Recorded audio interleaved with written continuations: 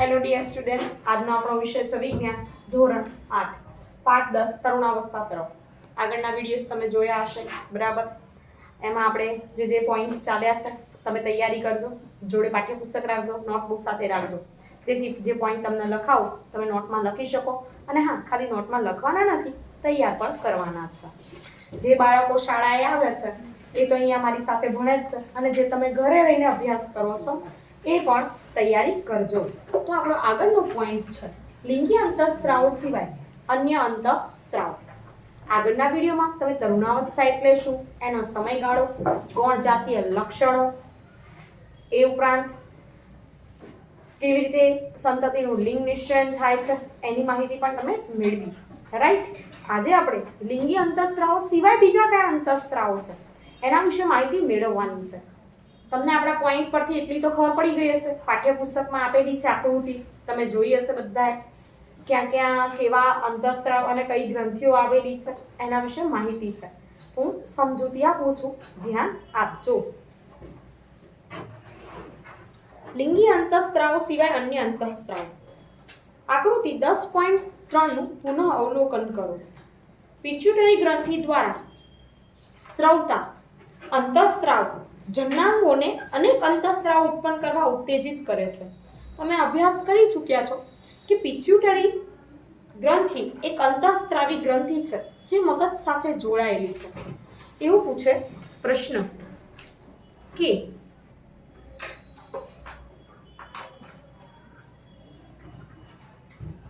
Pituitary ગ્રંથિ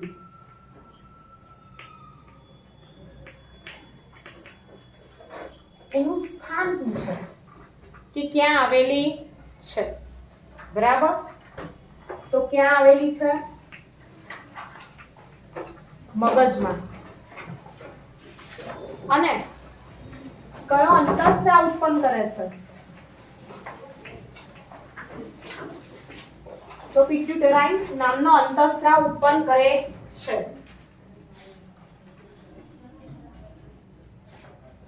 હવે આગળ વાત કરીએ.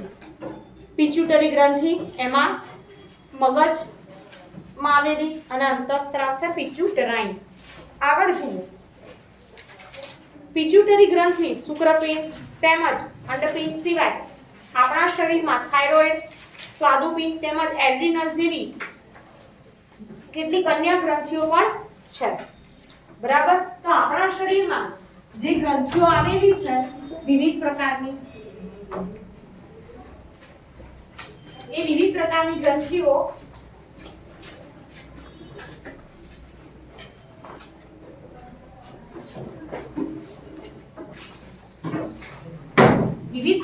જે ગ્રંથિઓ છે એમાં નામ લખવાનું છે. શુક્રપિંડ, અંડપિંડ તો તમે શીખ્યા, બરાબર ને?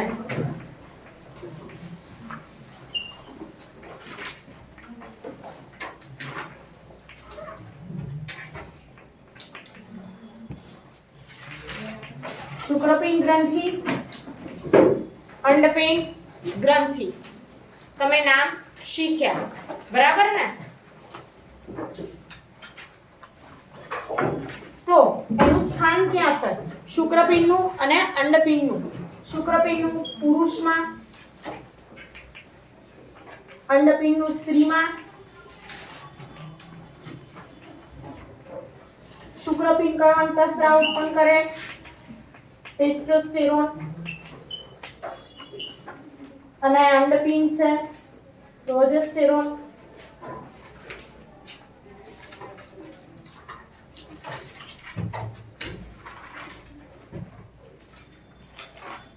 આ પણ તમે શીખી ગયા, બરાબર?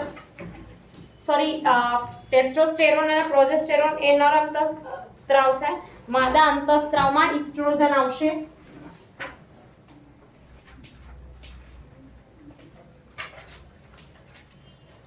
ઇસ્ટ્રોજન આવશે.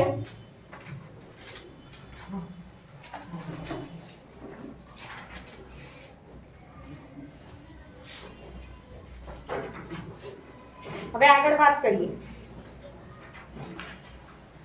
કે આકૃતિ તમે જુઓ. એમાં પિટ્યુટરી ગ્રંથિ છે મગજમાં. થાઇરોઇડ ગ્રંથિનું સ્થાન ક્યાં છે? તો થાઇરોઇડ ગ્રંથિ આપણા ગળામાં. બરાબર, તો એ લખીશું થાઇરોઇડ ગ્રંથિ,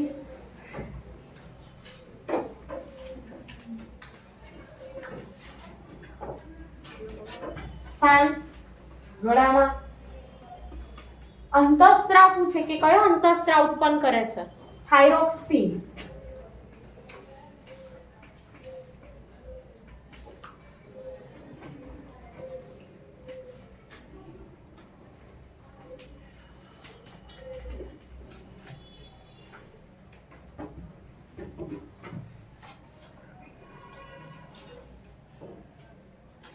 હવે આગળ વાત કરીએ, બીજી કઈ ગ્રંથિ છે, એડ્રિનલ ગ્રંથિ,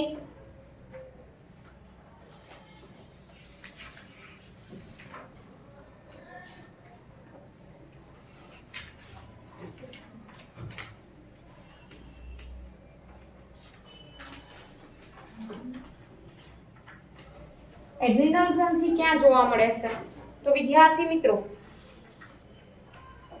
જે મૂત્રપિંડ છે એના ઉપરના ભાગ પર એડ્રિનલ ગ્રંથિ જોવા મળે છે.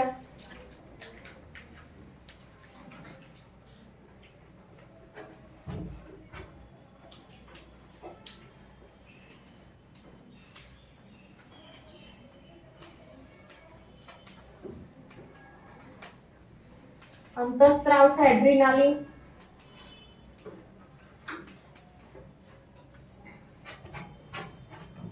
પછી છે સ્વાદુપિંડ,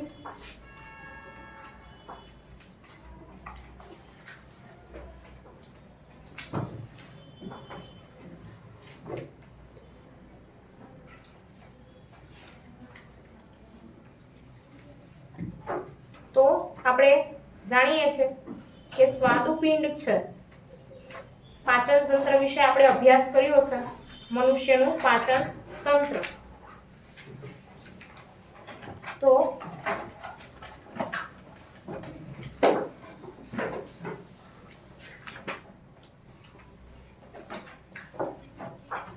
લખીશું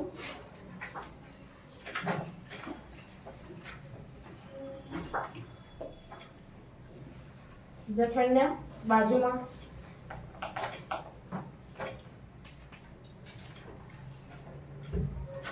આમ તો આપણે આકૃતિ દોરીએ છીએ જ્યારે, તો એક તરફ ઉપર હોય છે પક્વાશય, બરાબર, એટલે કે યકૃત વાળું જે સ્થાન હોય છે એ પાચન તંત્ર દોરીએ ત્યારે, અને નીચે હોય છે સ્વાદુપિંડ, એટલે કે નીચે પણ લખી શકાય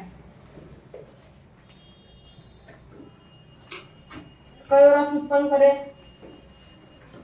સ્વાદુ રસ, ઇન્સ્યુલિન પણ કહેવાય.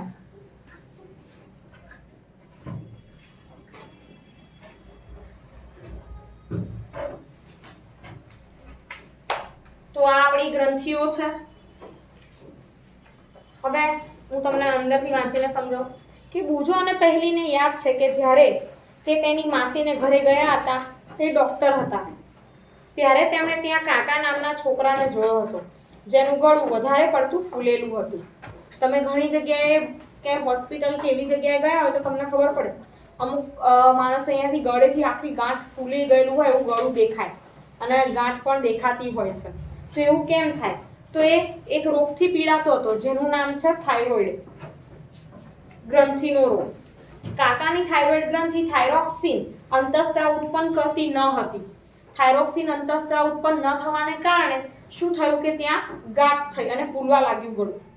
તેની માસીએ જણાવ્યું કે માસા મધુપ્રમેહથી પીડાય છે, કારણ કે તેમનું સ્વાદુપિંડ ઇન્સ્યુલિન અંતઃસ્ત્રાવ પર્યાપ્ત માત્રામાં ઉત્પન્ન કરતું નથી.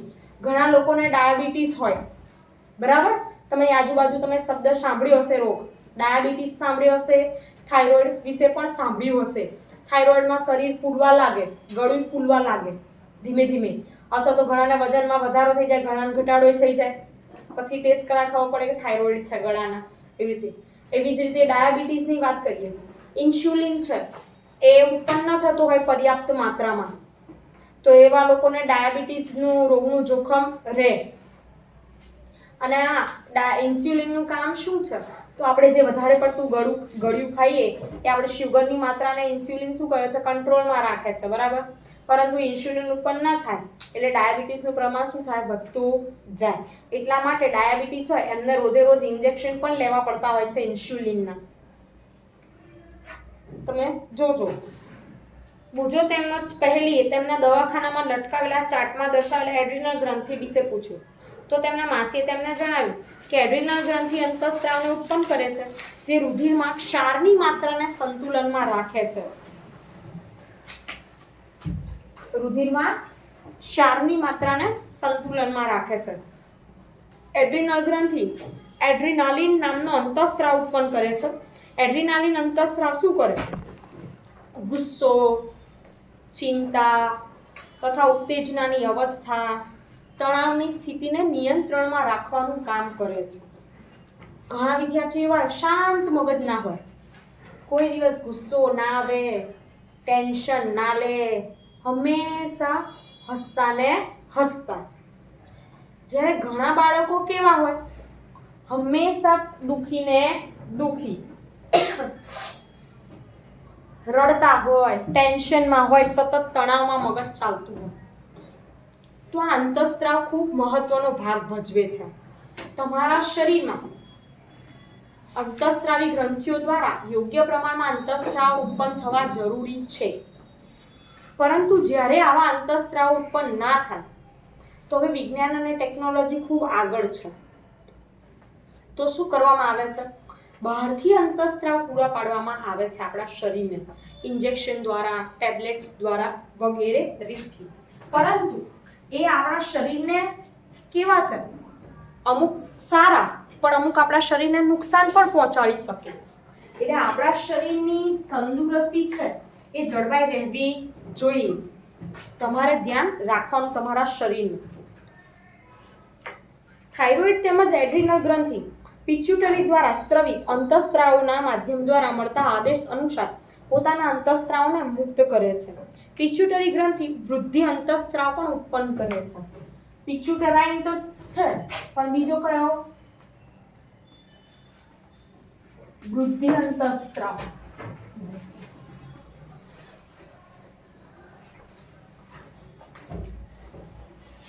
જે વ્યક્તિની સામાન્ય વૃદ્ધિ માટે જરૂરી છે. હવે કીટકો અને દેડકામાં જીવન ચક્ર પૂર્ણ કરવા માટે અંતઃસ્ત્રાવનો ફાળો. જે મનુષ્યમાં ફાળો છે, બરાબર, આપણા શરીરના વૃદ્ધિ વિકાસ માટે અંતઃસ્ત્રાવ જરૂરી છે, શરીરને રોગ ન થાય એ માટે અંતઃસ્ત્રાવો જરૂરી છે, આપણું નિયંત્રણ કરે છે, ચિંતા બધું ઘટાડે છે અમુક અંતઃસ્ત્રાવ, શરીરમાં રુધિરની માત્રા, ક્ષારની માત્રા છે એને કંટ્રોલમાં રાખે છે, શુગરની માત્રાને પણ કંટ્રોલમાં રાખે છે, બરાબર છે. લિંગી અંતઃસ્ત્રાવો છે એના દ્વારા પણ શરીરમાં પ્રજનનની એવી બધી ક્રિયાઓ શક્ય બને છે. તો બધા અંતઃસ્ત્રાવો આપણા શરીરમાં જરૂરી. એ જ રીતે દેડકામાં કેવી રીતે કામ કરે તેના વિશે માહિતી મેળવવાની છે. આ ગ્રંથિઓ વિશે તમે આગળ 9મા 10મા ધોરણમાં પણ અભ્યાસ કરશો. તો અત્યારે તમારો પાયો મજબૂત હોવો જોઈએ, આવડવું જોઈએ. કીટકો અને દેડકામાં જીવન ચક્ર પૂર્ણ કરવા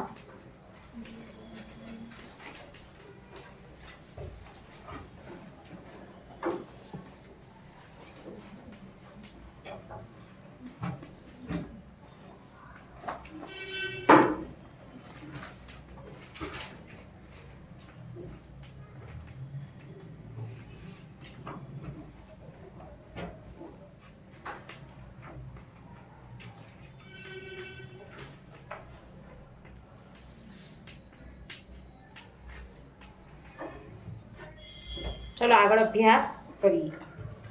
તમે રેશમના કીડા અને દેડકાના જીવન ચક્ર વિશે અભ્યાસ કરી ચૂક્યા. રેશમ વિશે જાણો છો?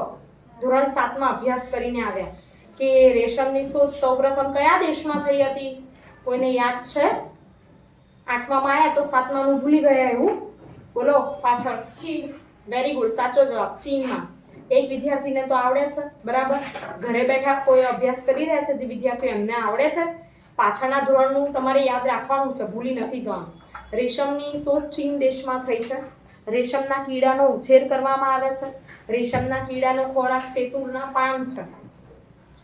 એ ખોરાક તરીકે ઉપયોગ કરે છે રેશમનો અને શેતુરના પાનનો, અને કીડા મોટા થાય પછી એને ગરમ પાણીમાં બોળી એમાંથી તાર છૂટા પાડવામાં આવે છે કોશેટોને, અને રેશમના તારને રીલિંગ પ્રક્રિયા કરી અને રેશમ બનાવવામાં આવે છે.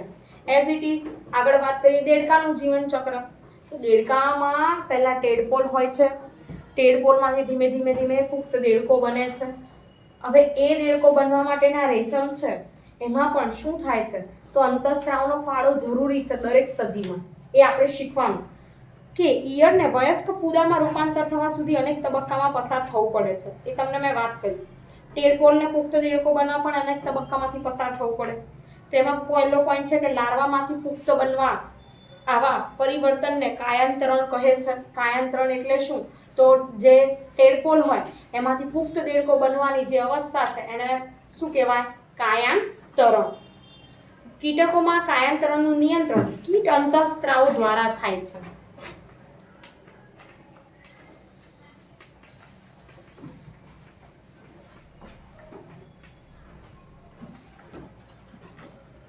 દેડકામાં થાઇરોઇડ દ્વારા સ્રવિત અંતઃસ્ત્રાવ થાઇરોક્સિન વડે તેમનું નિયમન થાય છે. દેડકામાં કયો અંતઃસ્ત્રાવ? તો અંડરલાઈન કરજો, થાઇરોક્સિન.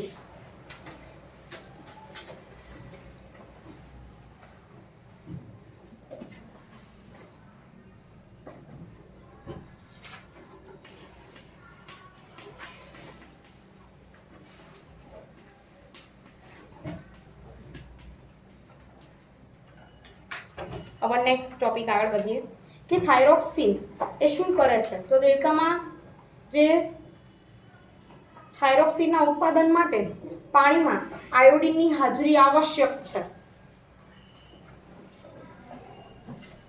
ટેડપોલ જે પાણીમાં વૃદ્ધિ કરી રહ્યા હોય, જો પર્યાપ્ત માત્રામાં આયોડિન ન હોય તો ટેડપોલ પુખ્ત દેડકામાં પરિવર્તિત થતો નથી. આયોડિન ખૂબ જરૂરી છે. બરાબર? આપણે પણ યોગ્ય પ્રમાણમાં મીઠું લેવું જોઈએ, કારણ કે વધારે પ્રમાણમાં લઈએ તો પણ તકલીફ થાય, ઓછા પ્રમાણમાં લઈએ પણ તોય શું થાય? આપણને રોગ થવાની સંભાવના રહેતી હોય. અહીંયા વાત દેડકા માટે આયોડિનની છે. તો આયોડિન પૂરતા પ્રમાણમાં નહીં હોય તો ટેડપોલનો ટેડપોલ જ રહેશે, પુખ્ત દેડકો બની શકશે નહીં, અને વિકાસ પામશે તો પણ કેવો પામશે? થોડો નાનો. આગળ વાત કરીએ કે જો વ્યક્તિના આહારમાં પર્યાપ્ત માત્રામાં આયોડિન ન હોય તો શું તેને થાઇરોક્સિનની ઉણપથી ગોઈટર થઈ જશે? હા, એને ગોઈટર નામનો રોગ થઈ શકે છે. બરાબર? ગોઈટર એટલે અહીંયા ગળું આખું ફૂલી જાય, ગાંઠ હોય એને શું કહેવાય? ગોઈટર. શેની ઉણપથી? થાઇરોક્સિનની. અને એના માટે આયોડિન યુક્ત મીઠું ખાવું જોઈએ. કેવું? આયોડિન યુક્ત મીઠું ખાવું જોઈએ. બરાબર? આપણે ટીવીમાં ને એમાં તમે એડવર્ટાઇઝ જોતા હશો કે શું તમારા મીઠામાં આયોડિન છે, તમે આયોડિન યુક્ત નમક ખાઓ છો, એવું આવે છે એડ. બરાબર ને? ટાટા સોલ્ટ ને ઘણી બધી. તો એ કેમ આપે છે? કારણ કે આપણા શરીરમાં યોગ્ય પ્રમાણમાં જે જરૂરી છે પોષક તત્વો એ ન મળે તો આપણને વિવિધ પ્રકારના રોગો થઈ શકે. સ્વાસ્થ્યની વાત કરીએ કે સ્વાસ્થ્ય એટલે શું? બરાબર? તો વ્યક્તિની શારીરિક તેમજ માનસિક તંદુરસ્તી તે વ્યક્તિનું સ્વાસ્થ્ય કહેવાય. ખાલી શરીર એટલું ફિટ ના હોવું જોઈએ, મગજથી આપણે ફિટ એન્ડ ફાઇન હોવા જરૂરી છે. બરાબર? ધીમે ધીમે ધીમે જો મગજ આપણું એ થતું જાય તો આપણને ઘણા બધા રોગો થવા લાગે. તો તમારે માનસિક અને શારીરિક બંને રીતે સ્વસ્થ રહેવું ખૂબ જરૂરી છે. લખો સ્વાસ્થ્યની વ્યાખ્યા.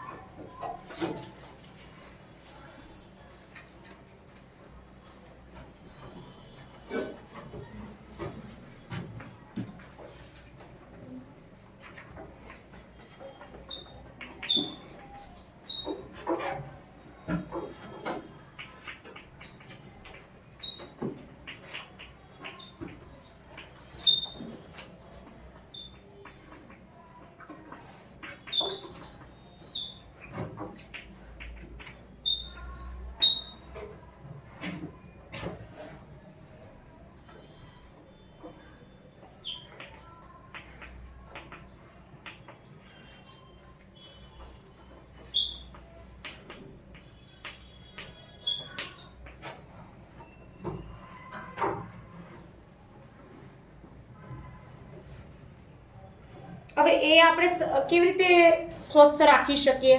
તો આપણે સંતુલિત આહાર ખાઈએ એના દ્વારા. સમતોલ આહાર એટલે કેવો આહાર કે જેમાં બધા જ પોષક તત્વો હોય, કાર્બોદિત, પ્રોટીન, ચરબી, વિટામિન, ખનિજ, ક્ષાર, એને કહેવાય સમતોલ આહાર. અને એ સિવાય સ્વચ્છતાનું પણ ધ્યાન રાખવું જોઈએ, બરાબર ને? અત્યારે શિયાળો ચાલે છે તો બધા બાળકો નાહી છે ખરા? હે કે નાયા વગર આવો છો? હા તો ઠીક, બરાબર. તો શરીરની સ્વચ્છતા જરૂરી છે અને ખોરાક પણ યોગ્ય લેવો જોઈએ. અને ઘરે રહેલા બાળકોને પણ રોજે રોજ શરીરને સાફ કરવા નાહવું જરૂરી છે. એમ તો 8મા ધોરણમાં આવ્યા એટલે હવે સ્વચ્છતા રાખતા જશો. પહેલા નાના ધોરણમાં હતા તો ઘણા બાળકો એવું કરતા હશે કે હાથ પગ ધોઈને સ્કૂલે આવી જાય શિયાળામાં, બરાબર. ચલો આગળ વાત કરીએ કે શારીરિક કસરત પણ કરવી જોઈએ. રોજે રોજ તમારું બેઠાડું જીવન થઈ ગયું, એક જ રૂટીન હોય, સવારથી ઉઠો છો, સાંજે સૂવો ત્યાં સુધી, રાત્રે સૂવો ત્યાં સુધી, ભણો છો, ટ્યુશન જાઓ છો કે કોઈ પણ XYZ ક્રિયા કરો, પણ એમાં તમારા શરીરને થોડીક અડધો કલાક 30 મિનિટ એવો રાખો કે જેમાંથી તમારા શરીરને એક્સરસાઇઝ થાય, કસરત મળે, જેથી તમારા જે સ્નાયુઓ છે, શરીરના અંગો છે, એને પણ શું થાય કે આપણા શરીરમાં લોહી છે એનું પણ પરિવહન થાય યોગ્ય રીતે, અને આપણા સ્નાયુઓ એકદમ જકડાઈ ના જાય, શું કહેવાય, સ્ફૂર્તિલા રહે, કામ કરે એવા રહે. તો એ ધ્યાન રાખો રોજે રોજ. અત્યારે તો તમે નાના છો, બધા કસરત કરો, યોગા કરો, પછી રનિંગ માટે જાઓ, શિયાળો હોય ત્યારે મોર્નિંગ વોક માટે જાઓ, તો તમારા સેહત માટે સારું રહેશે. તરુણાવસ્થામાં જ્યારે શરીર વૃદ્ધિ કરે ત્યારે ઉપરની બાબત અત્યંત આવશ્યક થઈ જાય. અત્યારે તો તમને ખબર ના પડે, પણ જ્યારે તમે 40+, 50+ જાઓ પછી તમારું શરીર ધીમે ધીમે અસર દેખાવા લાગે. ઘણા એવા હશે કે જે 50 વર્ષની ઉંમરે પણ યંગ લાગતા હશે, અને ઘણા એવા હશે 30 વર્ષની ઉંમરમાં કેવા લાગે, સાવ શરીર જતું રહ્યું હોય, બીમારીઓથી ભરેલું હોય છે. તો તમારા શરીર માટે કસરત, યોગ્ય ખોરાક અને મેન્ટલી તમારી જે અવસ્થા છે એ સારી હોવી જરૂરી. હવે વાત કરીએ આગળ તરુણની પોષણની આવશ્યકતાઓ, કે આપણે પોષણ જે લઈએ છીએ એ પોષણ કેવું હોવું જોઈએ તરુણો માટે. તરુણાવસ્થા તીવ્ર બુદ્ધિ તેમજ વિકાસની અવસ્થા છે, આથી કોઈ પણ તરુણના આહારનું આયોજન અત્યંત કાળજીપૂર્વક કરવું જોઈએ. તમે અભ્યાસ કરી ચૂક્યા છો કે સંતુલિત આહાર શું છે, તો મેં તમને ઓલરેડી સંતુલિત આહારની વ્યાખ્યા કરી દીધી. પ્રોટીન, કાર્બોદિત, વિટામિન, ચરબી એ બધું મળે, પર્યાપ્ત માત્રામાં હાજરી હોય આપણા ખોરાકમાં, એને કહેવાય સમતોલ આહાર, બરાબર. એકનું એક રોજે રોજ એકનું એક શાક ખાઓ તો તમને પૂરતા પ્રમાણમાં વિટામિન, ખનિજ, ક્ષાર કે કાર્બોદિત, પ્રોટીન મળશે નહીં. બધા જ કઠોળ ખાઓ, લીલા શાકભાજી ખાઓ, દૂધ, છાશ, દહીં, માખણ, ગોળ, અથાણું, બધું વસ્તુ ખાવું જોઈએ. ફ્રૂટ્સ ખાવા જોઈએ, તો તમારી શરીરની જે તંદુરસ્તી છે જળવાઈ રહેશે. દાળ, શાક બધું ખાવું જોઈએ. દૂધ પોતે જ એક સંતુલિત આહાર છે. આપણે વૈજ્ઞાનિક કારણ 6ઠ્ઠા ધોરણમાં આવતું હતું કે કોને સંપૂર્ણ આહાર કહે છે, સંતુલિત આહાર, તો દૂધ, કારણ કે દૂધમાંથી બધા વિટામિન બધું મળી રહે છે. ખાલી એક નથી મળતું તો વિટામિન સી, બાકી બધા જ મળે. તો શિશુઓ અને માતાના દૂધમાંથી સંપૂર્ણ પોષણ પ્રાપ્ત થાય છે, જેઓની તેમને જરૂરિયાત હોય. વાત કરીએ આગળ કે લોહ તત્વ રુધિરનું નિર્માણ કરે છે, તથા લોહથી ભરપૂર ખોરાક જેવા કે લીલા પાંદડાવાળા શાકભાજી, ગોળ, સંતરા, આમળા વગેરે કિશોરો માટે સારા છે. અત્યારે શિયાળો ચાલે, આમળા ઘણા માર્કેટમાં આવ્યા હશે, બરાબર. તમે લારીઓ ભરેલી જોઈ હશે આજુબાજુમાં આમળાની, લીલા લીલા આમળા હોય. તો આમળામાંથી કયું વિટામિન ભરપૂર માત્રામાં મળે છે? Vitamin C. Right answer, vitamin C. તો એ તમારા શરીર માટે ખૂબ સારું. એ ઉપરાંત અહીંયા જો કે આ રુધિરનું પણ નિર્માણ કરે છે, લોહ તત્વ મળે છે. તો આ બધા ખોરાક તમારે ખાવા જોઈએ. એ ઉપરાંત તમારા બપોરના તથા રાત્રિના ભોજનમાં ખાદ્ય પદાર્થોની તપાસ કરો કે શું તમે સંતુલિત આહાર લો છો, પૂરતા પ્રમાણમાં તમને ઉર્જા મળે છે. દૂધ, માંસ, ધાન્યો તેમજ કઠોળ સમાવિષ્ટ છે, જે તમારા શરીરને વૃદ્ધિ માટે પ્રોટીન પ્રદાન કરે, બરાબર. પ્રોટીન વર્ધક ખોરાક પણ ખાવો જરૂરી છે. ચિપ્સ તથા પેકિંગ ફૂડ અથવા તો ડબ્બામાં બંધ ખોરાક સ્વાદિષ્ટ હોય, પરંતુ નિયમિત ભોજનના ભોગે ખાવા ન જોઈએ. તેમાં પૂરતા પ્રમાણમાં પોષણ હોતું નથી. હવે તમે બજારમાંથી કે માર્કેટમાંથી કે મોલમાંથી, બધેથી, ડીમાર્ટમાંથી, બધેથી સામાન લાવો છો, વેફર્સ લાવો, ચિપ્સ લાવો છો કે પડીકા લાવો, તો એમાં તમે રોજે રોજે ખાઓ તો શું એ તમારા શરીરને પૂરતા પ્રમાણમાં પોષણ આપશે? ના. પૂરતું પોષણ તમને ભોજન, ફળ, શાકભાજી, કઠોળ એમાંથી મળશે, દૂધ, દહીં એમાંથી મળશે, એમ પડીકામાંથી મળશે નહીં. તમે દાબેલી, પીઝા, વડાપાઉં, બર્ગર ખાશો તો એમાંથી પૂરતું પોષણ મળવાનું નથી. ઉપરથી તમારા શરીરને શું પહોંચાડે છે? નુકસાન. તો એ ધ્યાન રાખજો. અહીંયા ચાર્ટ આપ્યો છે, જુઓ. માંસ, શાકભાજી, ફળ, દૂધ, ઈંડા, અનાજ, કઠોળ એ ખોરાકના કેવા છે? પોષક પદાર્થો છે. બરાબર. પછી છે વ્યક્તિગત સ્વચ્છતા. તો દરરોજ સ્નાન કરવું જોઈએ. જ્યાં શરીરમાં દુર્ગંધ પરસેવાને કારણે આવતી હોય તો પણ સ્નાન કરવું જોઈએ, હાથ પગ ધોવા જોઈએ. પછી સફાઈ ન રાખવામાં આવે તો ચેપ લાગવાનો ખતરો રહે છે. છોકરીઓએ ઋતુસ્રાવ દરમિયાન સફાઈનું વિશેષ ધ્યાન રાખવું જોઈએ. પોતાના ઋતુ ચક્ર ધ્યાન રાખી તેની માટે તૈયાર રહેવું જોઈએ. બરાબર છે. છોકરીઓને ખાસ કે જે ઋતુચક્ર દરમિયાન એ લોકોએ સ્વચ્છતા જાળવવી ખૂબ જરૂરી છે, નહીંતર એનાથી તમને ચેપ લાગવાની પણ શક્યતા રહે છે. પછી છે શારીરિક વ્યાયામ. શારીરિક વ્યાયામ એટલે કેવું? તો કસરત. શિયાળામાં તો કસરત કરવાની ખૂબ મજા આવે તમને, બરાબર ને?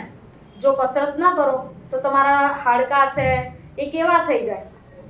એમ તો હાડકાં કંઈ નુકસાન ન થાય, પણ રોજે રોજ કસરત કરવાથી તે એકદમ ફ્લેક્સિબલ રહે છે.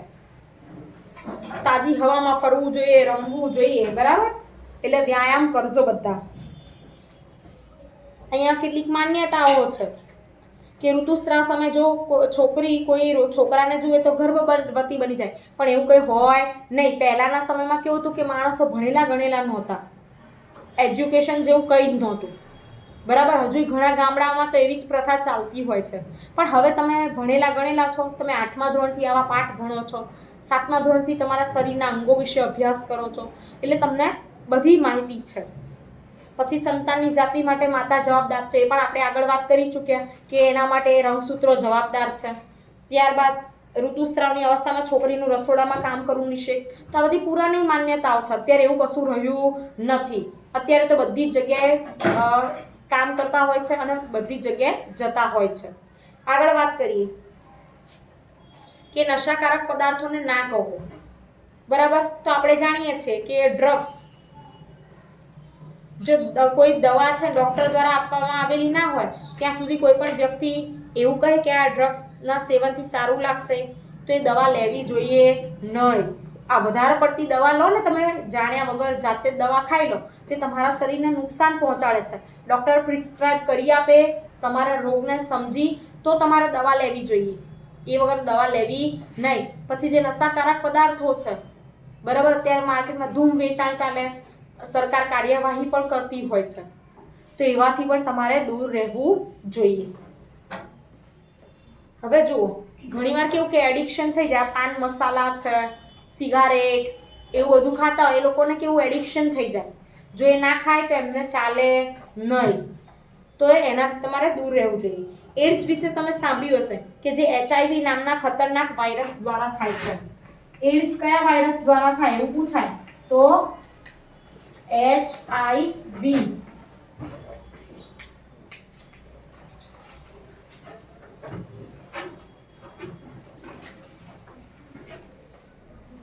તો હવે એ વાયરસ એક રોગગ્રસ્ત વ્યક્તિથી સ્વસ્થ વ્યક્તિમાં ડ્રગ્સના ઉપયોગ કરવાવાળી સ્કિનિંગ દ્વારા થઈ શકે. પછી બીજા માધ્યમ જેવા કે પીડિત રોગી માતા દ્વારા સંતાનના દૂધમાં થઈ શકે, બરાબર? જાતીય સંપર્ક બનાવવાથી થાય. હાથ મિલાવવાથી કે એવી રીતે એડ્સ નથી થતો, પરંતુ એવા વ્યક્તિના સંપર્કમાં આવો તો થઈ શકે છે, બરાબર? માતાથી બાળકને થઈ શકે છે. અને આપણે હોસ્પિટલમાં ગયા હોય ઇન્જેક્શન માટે કે કોઈ, તો એની સિરિંજ જે યુઝ કરી હોય એ સિરિંજ આપણને ભૂલથી યુઝ કરી દેવામાં આવે. આમ તો આપણે દવાખાનામાં જઈએ હોસ્પિટલમાં ત્યારે આપણને ખબર હોય છે કે નવી સિરિંજ વાપરે, એવું આપણે ધ્યાન રાખવું જોઈએ, બરાબર? દરેક જગ્યાએ તમે જાઓ ગમે ત્યાં હોસ્પિટલ તો ધ્યાન રાખવું. બધા નવી જ યુઝ કરતા હોય, પણ કોઈ વાર એવું થાય કે ઉતાવળમાં સિરિંજ એની લઈ લે, એ HIV વાળો હોય, એડ્સ વાળો, તો આપણને પણ એ રોગ થવાની શક્યતા છે. એટલે આ પાઠમાં એવું કહેવા માંગે છે કે તમારે અમુક બાબતોની ધ્યાન રાખવી જોઈએ જે તમારી ઉંમર પ્રમાણે જરૂરી છે, કારણ કે તમે અત્યારે તરુણ છો. હવે અહીંયા જુઓ, છોકરીઓ માટે લગ્નની ઉંમર 18 છે અને છોકરાઓ માટે લગ્નની ઉંમર કેટલી છે? 21 વર્ષ. તરુણાવસ્થામાં છોકરીઓ છે એ માનસિક શારીરિક રૂપે માતૃત્વ માટે તૈયાર નથી હોતી. ઘણીવાર એવું થતું તો અત્યારે ઘણા રાજ્યોમાં થાય છે અને ઘણા શહેરોમાં, પણ હવે મોટા ભાગના શહેરોમાં સરકાર ધ્યાન રાખે છે અને ઇવન બાળકો પણ ભણેલા ગણેલા, માતા પિતા પણ ભણેલા ગણેલા છે, એટલે બાળ વિવાહ જેવું થતું નથી. પહેલા સમયમાં બાળ વિવાહ થઈ જતા હતા. હવે તમારામાં પુખ્ત અવસ્થા જ ના હોય, પુખ્ત ના થયા હોય શરીરના અંગો, તો તમે પ્રજનન કરી શકો નહીં અને બાળક છે એ પણ શું કહેવાય તો માતૃત્વ ધારણ ના કરી શકે. અને જો બાળક જન્મે તો પણ કેવું હોય, પોષણયુક્ત ના હોય, ખોડ ખાપણ વાળું હોઈ શકે. તો હવે બાળ વિવાહ નથી થતા, બરાબર. યુવા સ્ત્રીઓમાં વ્યવસાય ક્ષેત્રમાં પણ ઘટાડો થાય છે. ઘણીવાર કેવું થતું કે નાના ઉંમરમાં લગ્ન કરાવી દે, બરાબર, પછી જે કરિયર બનાવવાનું હોય, સારી નોકરી કરવી હોય, તેવું કશું થાય નહીં, એમને ઘર સંભાળીને જ બેસી રહેવું પડતું હતું. અને માતૃત્વની જવાબદારી ઉઠાવવા માટે સક્ષમ પણ નહોતી હોતી અને માનસિક તકલીફોથી ઘેરાયેલી હોતી હતી.